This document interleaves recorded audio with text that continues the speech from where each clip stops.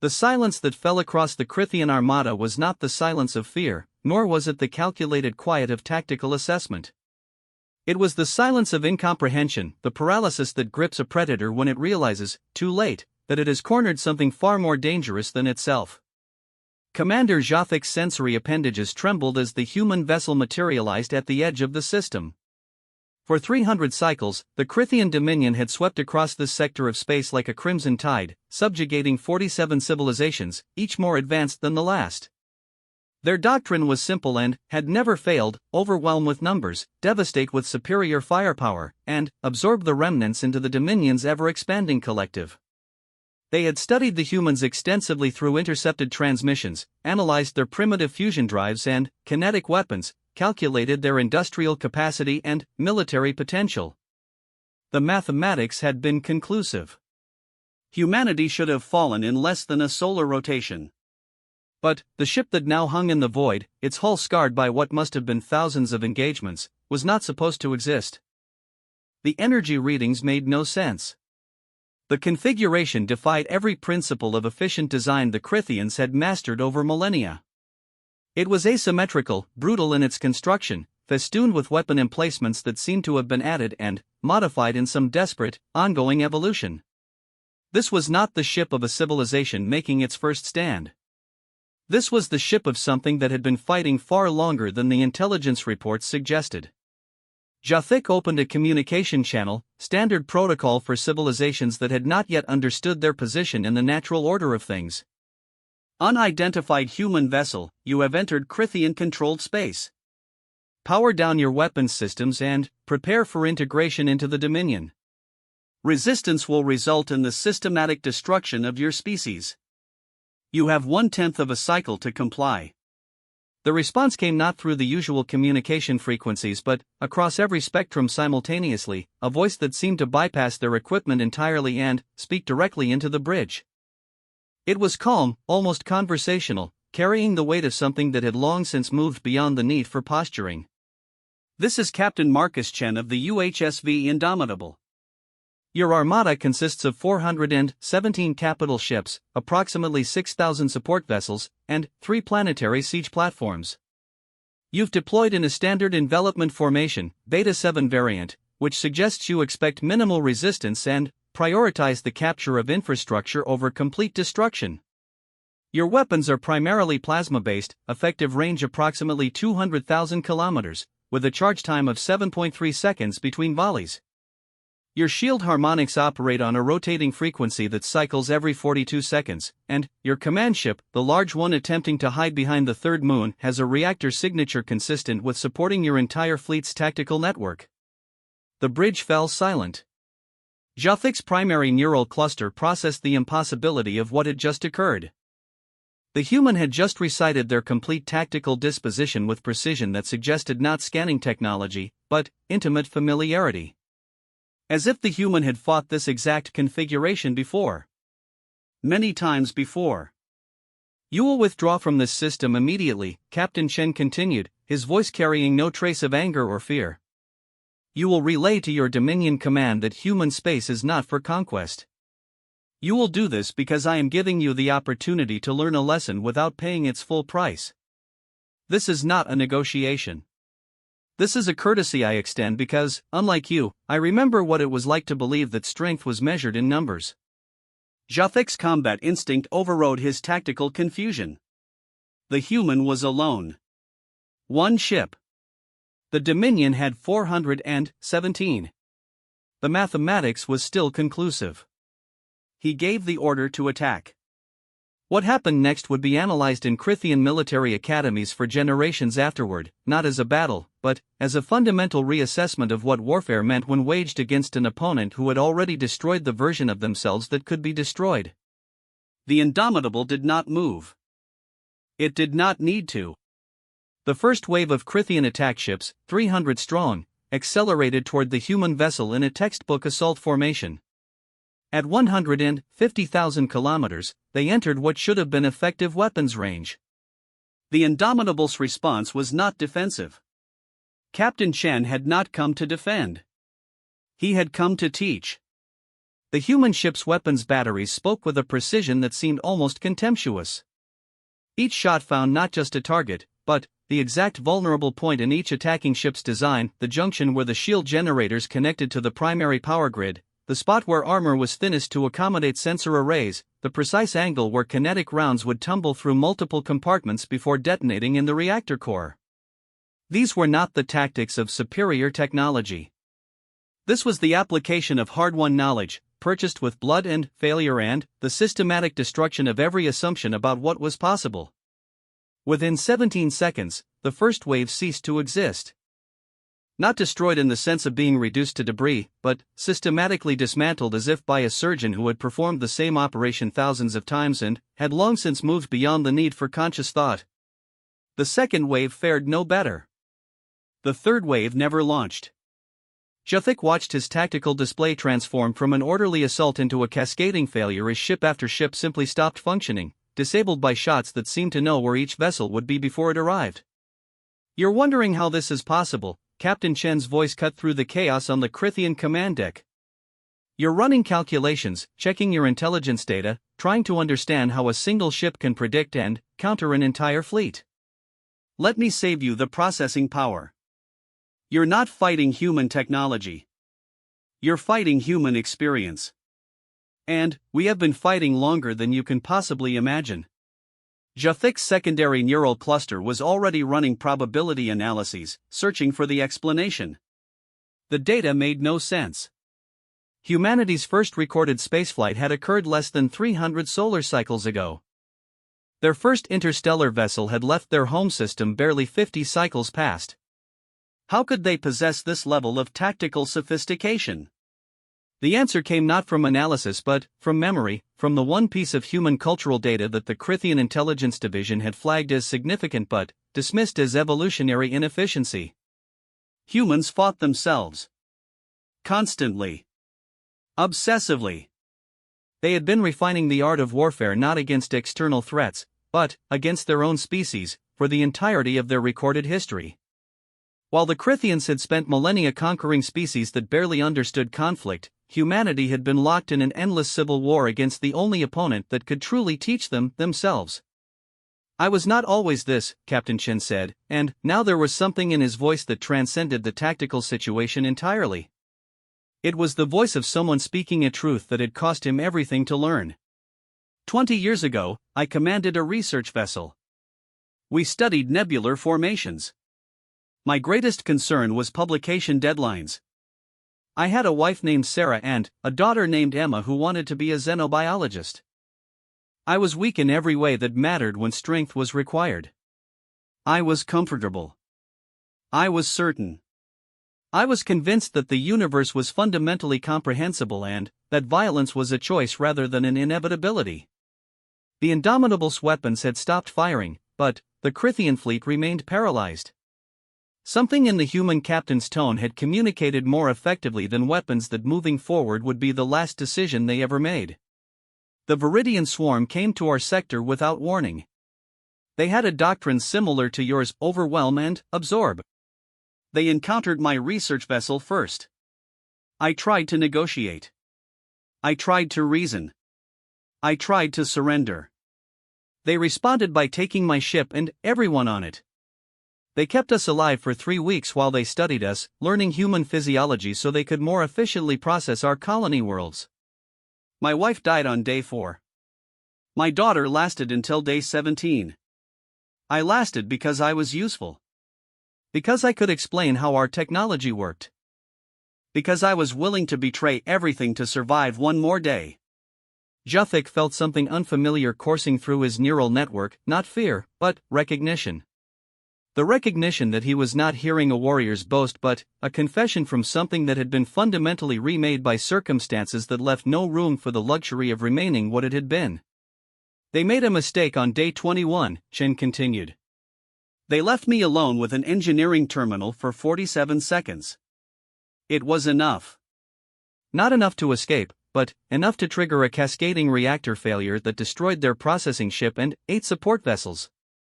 I killed 14,000 Viridians and myself. Except I didn't die. I woke up in a medical bay 3 days later. The few human ships in the sector had detected the explosion, investigated, and found me in an escape pod I didn't remember entering. I had survived while 217 of my crew, including everyone I loved, had not.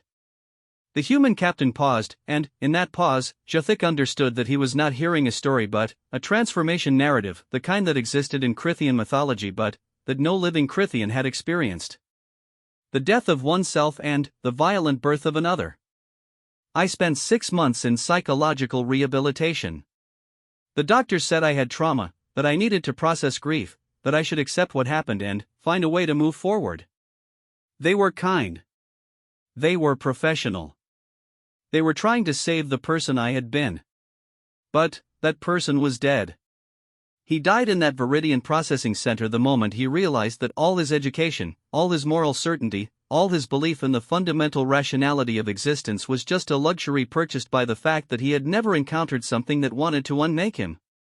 Jathik accessed the human database fragments the Dominion had captured.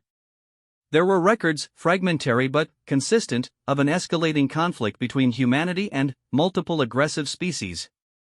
The timeline compressed in a way that suggested not linear progression but exponential acceleration, as if humanity had been forced to evolve at a rate that should have been biologically impossible. I begged them to let me return to duty. They refused. I was psychologically unfit. I had become obsessed with tactical analysis, with studying every species that had ever attacked a human vessel, with understanding not just how to survive but how to ensure survival permanently. So I discharged myself from their care, joined a civilian shipping company, and began fighting in the way I was capable of fighting. I destroyed the weak version of myself who believed that anything mattered except ensuring that what happened to me never happened to anyone else. The Indomitable began moving now, not toward the Krithian fleet but in a slow orbit around it, and Jathik realized with a neural spike of terror that the human was not threatening them. He was demonstrating. Showing them that at any moment in this encounter, the human ship could have positioned itself for optimal destructive effect, and had chosen not to. Over the next 10 years, I fought in 47 engagements. I studied every tactical manual humanity had ever produced. I analyzed every defeat and every victory with equal obsession. I learned to think like the enemy by destroying the part of myself that wanted to believe the enemy thought like me. I learned to predict movement patterns by eliminating every assumption about how I would move in their position. I learned to accept casualties not as failures but as data points. I became efficient. I became effective. I became something that could protect humanity because I had killed every part of myself that was too weak to do what protection required. The psychological profiles in the Krithian database had noted that humans demonstrated unusual attachment to their individual identities, that this was simultaneously a source of their creative innovation and their tactical weakness. But what Shen was describing was the opposite, the deliberate destruction of identity in service of transformation. The Krithians had no cultural analog for this. Their society was hierarchical, collective, and each individual fulfilled the role they were designed for. The concept of self-destruction as a path to strength was alien. It was also, Jathik was beginning to understand, potentially the most dangerous adaptation a species could develop. The Viridian swarm came to our primary colony worlds 5 years ago. They came with everything they had, certain that the mathematics of numbers would prevail. I was commanding a small patrol group at the outer system perimeter. 15 ships. They had 3,000. My crew was afraid. My officers recommended retreat. They were not wrong. By every conventional analysis, we should have withdrawn, regrouped, and prepared for a defensive stand closer to the colonies. Jathik pulled up the records of the Viridian swarm. They had been a peer competitor to the Krithian Dominion for resources in this sector. Past tense.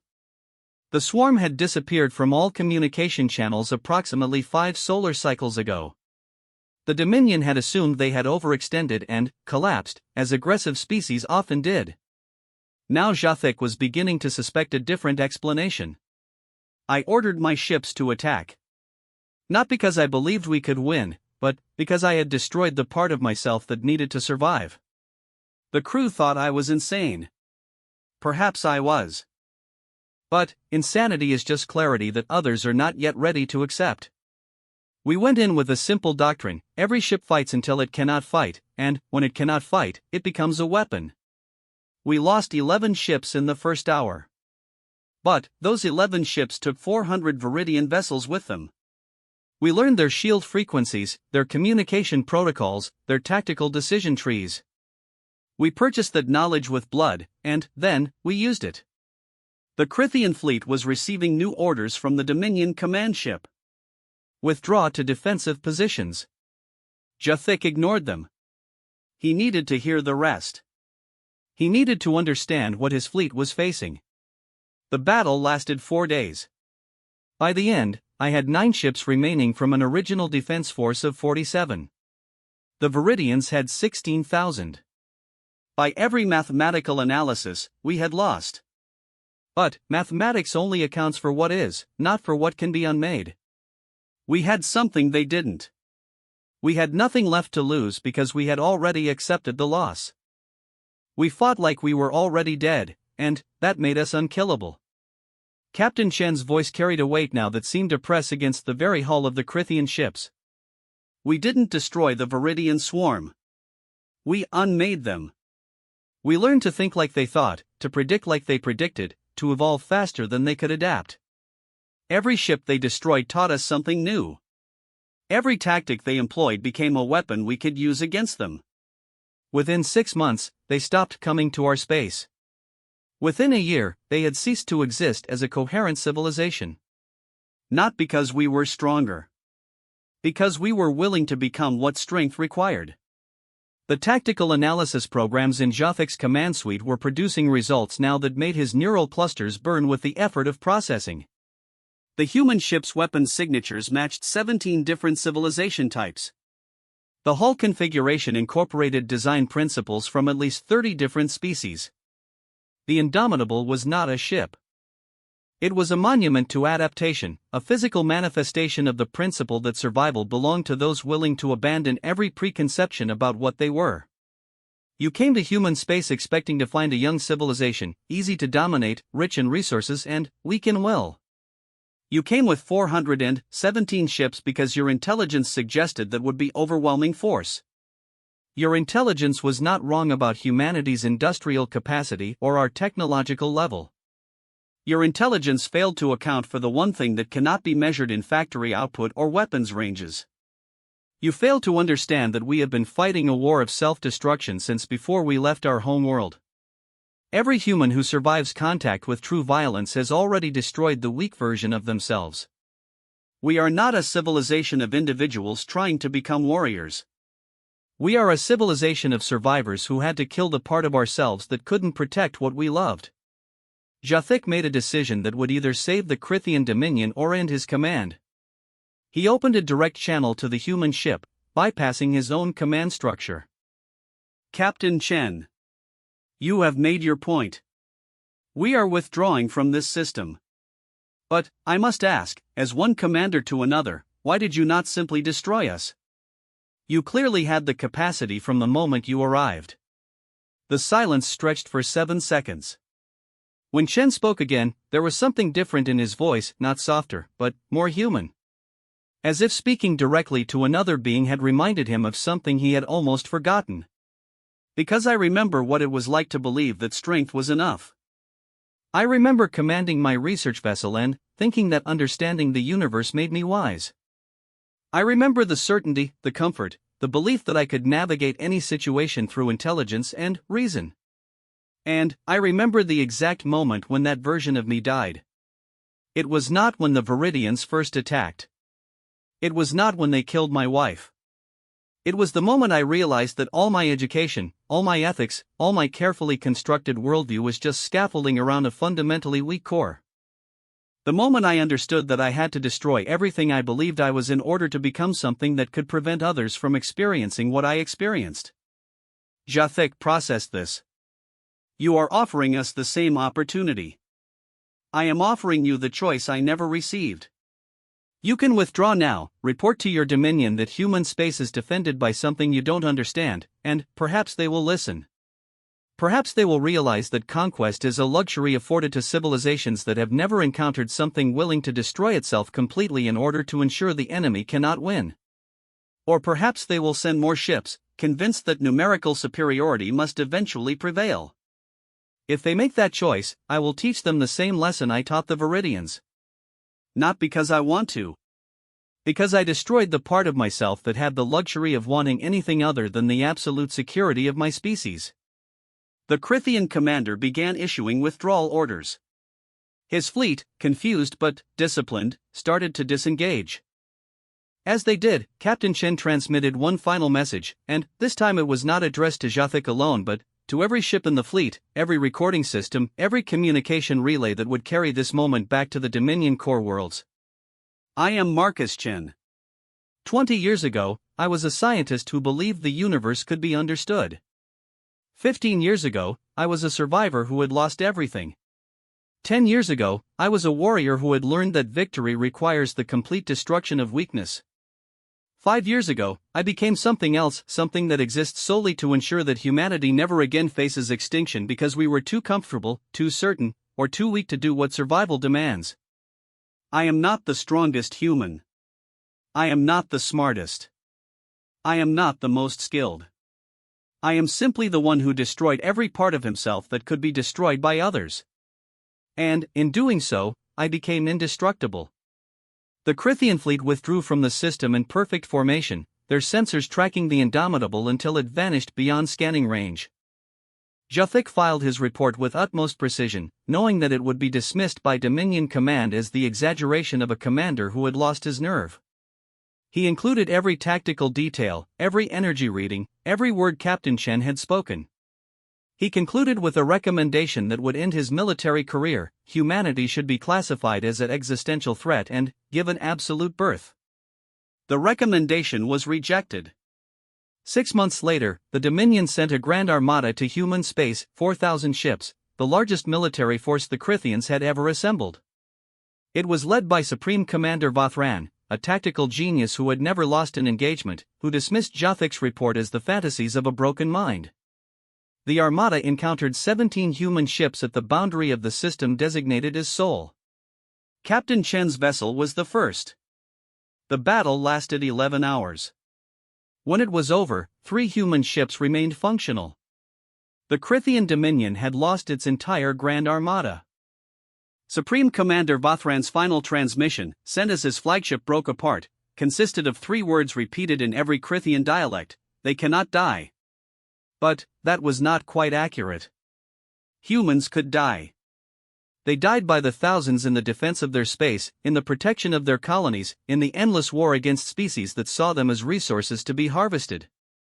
What made them indestructible was not their biology or their technology. It was their willingness to destroy the version of themselves that could be destroyed. Every human who survived an encounter with extinction came back changed, harder, more focused, stripped of every luxury that weakness afforded. They became specialists in a form of warfare that most species never imagined was possible: the systematic destruction of their own limitations. Marcus Chen stood on the bridge of the Indomitable, watching the debris field that had been the Crithian Grand Armada scatter across the void. Around him, his crew worked in silent efficiency, each of them carrying their own transformation narrative, their own story of the person they had killed in order to become what survival required. Some had lost families. Some had lost worlds. Some had simply lost the comfortable certainty that the universe was fundamentally fair or comprehensible. Captain, his tactical officer, spoke quietly. "We're receiving a transmission from the Crithian Dominion. They're requesting a ceasefire and formal negotiations." Chen nodded slowly. This was the pattern. First came denial, then overwhelming force, then the slow recognition that humanity could not be conquered because humanity had already conquered the only opponent that mattered: themselves. The negotiations would be complex, delicate, fraught with the mutual understanding that neither side could afford unlimited conflict. The Crithians would withdraw from human space, establish formal boundaries, and begin the long process of rebuilding their doctrine around the recognition that some species could not be defeated because they had made defeat impossible. "Respond that we are willing to discuss terms," Chen said. "But make it clear that the terms are non-negotiable." Human space is sovereign. Any incursion will be met with total war. And total war against humanity means war against an opponent that has already accepted complete destruction and chosen to survive anyway. The message was sent. Over the following months, the Crithian Dominion and humanity negotiated the Treaty of Mutual Recognition, a formal agreement that established absolute boundaries and committed both sides to non-aggression. It was not peace in any ideal sense. It was the recognition between two apex predators that fighting to extinction served neither species. But the treaty did something else, something that neither side had fully anticipated. It forced the Crithians to examine their own assumptions about strength, about conquest, about the fundamental nature of military power. Dominion tacticians studied the human engagements obsessively, trying to understand the principle that allowed such a numerically inferior force to achieve consistent victory. They analyzed the tactical decisions, the weapons configurations, the communication patterns. And, slowly, reluctantly, they began to understand. The humans won not because they were stronger but because they had nothing left to protect except the future. Every other civilization the Crithians had conquered had been defending something: their traditions, their way of life, their cultural identity, their comfort. These things created vulnerabilities, attachment points that could be threatened and used to force capitulation. Humanity had systematically destroyed all of these attachments. They had reduced themselves to a single principle: survival. And, in doing so, they had become tactically perfect. It was Jothic, promoted to the Dominion Strategic Analysis Division after his initial report was vindicated by events, who first articulated the principle that would reshape Crithian military doctrine: the human capacity for self-destruction is their ultimate weapon. They do not defeat opponents through superior force. They defeat opponents by being willing to become whatever victory requires, regardless of what that transformation costs them. They are not defending who they are. They are defending the right to continue existing. And anything that exists solely to continue existing cannot be destroyed by external force. It can only destroy itself, and it will not do so while threats remain. The analysis spread through the Dominion's military academies, through their strategic planning divisions, through the civilian government that controlled resource allocation and long-term policy. It created a schism in Crithian society between traditionalists who believed the Dominion should continue its expansion and a growing reformist faction that argued humanity had revealed a fundamental flaw in the conquest model. If the ultimate form of military strength required the complete destruction of cultural identity, social cohesion, and individual purpose beyond survival, was conquest even desirable? The debate raged for cycles, but it was ultimately settled not by philosophical argument but by practical observation. Other species in the sector, observing humanity's successful defense against the Crithian Dominion, began adopting human tactical principles. They started training their military forces in human-style warfare, accepting casualties as learning opportunities, prioritizing adaptation over tradition, systematically destroying the psychological barriers that prevented total commitment to survival. Within a decade, the entire sector had transformed. Conquest became exponentially more expensive as every civilization adopted the human model of self-destructive strength. The Crithian Dominion, faced with the choice between endless war against opponents who fought like humanity or fundamental reform of their expansion doctrine, chose reform. It was not a moral choice.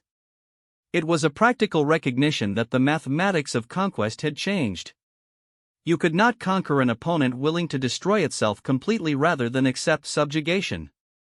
And, if every civilization in the sector was willing to do this, expansion through military force became economically and strategically untenable. On the 20th anniversary of the first human-Crithian contact, Marcus Chen stood before a joint assembly of human and Crithian military commanders. He was older now, his hair gray, his face carrying lines that had nothing to do with age and everything to do with the weight of decisions that had killed thousands to save millions. The assembly had requested that he speak about the nature of human military doctrine, to explain for the historical record how humanity had achieved such disproportionate defensive success. Chen stood at the podium, looking out at an audience that represented dozens of species, each of them now grappling with the implications of humanity's example. He was quiet for a long moment, and, when he spoke, his voice carried none of the tactical certainty that had defined his combat communications. Instead, there was something else, a weariness, perhaps, or a sadness for what had been necessary. You ask me to explain how humanity defeated the Crithian dominion. You ask me to reveal our tactical secrets, our strategic principles, the doctrine that allowed us to prevail. But, you're asking the wrong question. We did not defeat the Crithians. We simply refused to be defeated. And, there is a difference that matters more than any tactical analysis can capture. He paused, gathering thoughts that had been 2 decades in the forming. Every being in this chamber has something they would not sacrifice for victory. Every civilization represented here has lines they will not cross, principles they will not abandon, versions of themselves they refuse to destroy. These things make you civilized. They make you ethical. They make you, in the truest sense, alive. But, they also make you conquerable. Because anyone who knows what you will not sacrifice can use that knowledge as a weapon against you. The assembly was silent.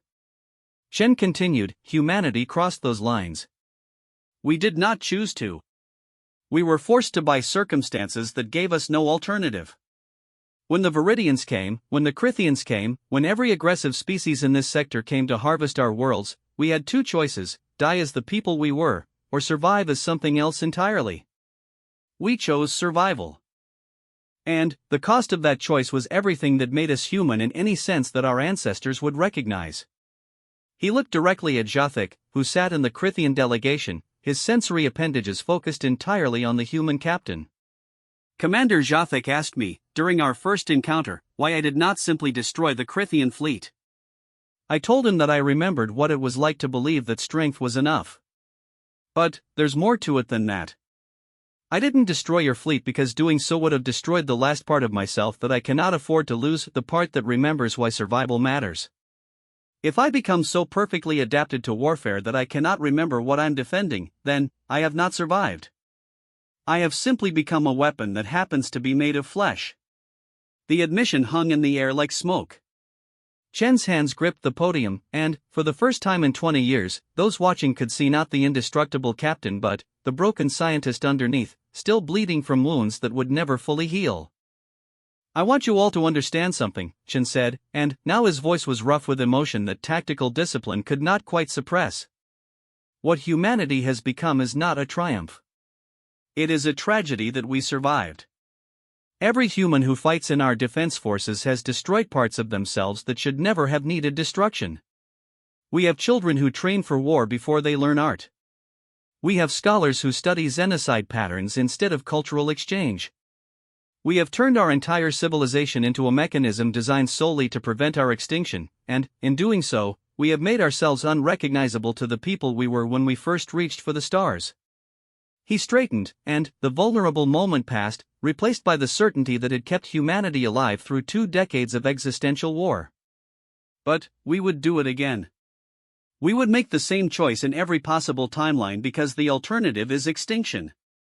And, as long as there are species in this galaxy that view conquest as acceptable, humanity will maintain its capacity to destroy itself before allowing others to destroy us. This is not a threat. This is simply the reality of what we have become. The assembly adjourned in silence. No questions were asked. No clarifications were requested. Everyone present understood that they had witnessed not a lecture on tactics but a confession from something that had survived its own death and carried the scars to prove it. In the years that followed, the galactic community underwent a transformation that historians would later call the Great Recalibration. The human example had proven that conquest was no longer viable as an expansion strategy when civilizations were willing to adopt total war doctrines as defensive positions. Trade became more profitable than warfare. Cooperation became more efficient than subjugation. Not because species had suddenly become enlightened, but because humanity had demonstrated the ultimate counter to conquest, the complete destruction of everything except the will to survive. The Crithian Dominion became the Crithian Confederation, a voluntary association of species bound by trade agreements and mutual defense pacts rather than military occupation. It was not an ideological transformation but a practical one, driven by the recognition that the age of easy conquest had ended the moment humanity proved that numerical superiority meant nothing against an opponent with nothing left to lose. Marcus Chan lived another 30 years. He never retired from military service, though he transitioned from active combat command to strategic advisory roles. He trained 3 generations of human military officers, and his lectures became required study at every major military academy in human space. But those who knew him personally understood that he was not a warrior in any traditional sense. He was a monument to the cost of survival, a living reminder that victory in existential conflict required the sacrifice of everything that made existence meaningful. On the 50th anniversary of the first Krithian incursion, Chen gave one final address to a graduating class of human naval officers. He was 83 years old, his body failing in ways that even advanced medicine could not prevent. He stood before the young faces, each of them trained in the doctrine he had helped create, each of them prepared to destroy themselves if that's what humanity's survival required. You are standing here today because 5 decades ago, I and thousands like me made a choice. We chose to destroy the weak versions of ourselves rather than allow others to destroy us completely. That choice saved humanity. It also damned us. You are the inheritance of that damnation, trained from birth to be indestructible, raised in a civilization that has no room for weakness, educated in the systematic destruction of every limitation that might make you vulnerable. The graduates listened with perfect attention. Chen could see himself in their eyes, the certainty, the commitment, the terrible competence that came from growing up in a civilization built entirely around survival. I want you to remember something as you take command of your ships and sail out into a galaxy that still contains threats to our existence. What we have become was necessary. But necessary is not the same as good. We are indestructible because we destroyed everything about ourselves that could be destroyed. But, in doing so, we lost something precious. We lost the luxury of being human in the way my generation understood humanity: flawed, uncertain, vulnerable, but capable of art and love and wonder alongside all our capacity for violence. He gripped the podium, fighting against fatigue that was no longer just physical. Your mission is not just to defend humanity. Your mission is to defend the possibility that someday, humanity might be able to return to something resembling the people we were before we learned what survival really costs. Hold the line. Remain indestructible. But never forget that indestructibility is a means, not an end. The day we forget that is the day we complete our transformation from a civilization worth defending into a weapon that simply happens to be made of living beings. Chen died 3 months later. His funeral was attended by representatives from 47 species, including a large Krithian delegation led by Zhathik, now an elderly statesman who had spent his entire career working to ensure that the lessons of the human-Krithian conflict were never forgotten. The eulogy was delivered by Admiral Sarah Chen Rodriguez, the captain's daughter from a second marriage, a woman who carried her father's name and his burden with equal weight. My father was 2 people, she said, standing before the assembled gathering. There was Marcus Chen the scientist, who died in a Viridian processing center 53 years ago. And there was Captain Marcus Chen, who was born in that same moment and spent the rest of his life ensuring that no one else would have to experience that transformation. He destroyed himself so thoroughly that most of you only ever knew the second version. But I knew both. And I can tell you that the death of the first Marcus Chen was the most terrible casualty of the wars that forged modern humanity. She paused, looking out at the crowd. But I can also tell you that the second Marcus Chen saved billions of lives by being willing to become what salvation required. He was indestructible because he had nothing left that could be destroyed.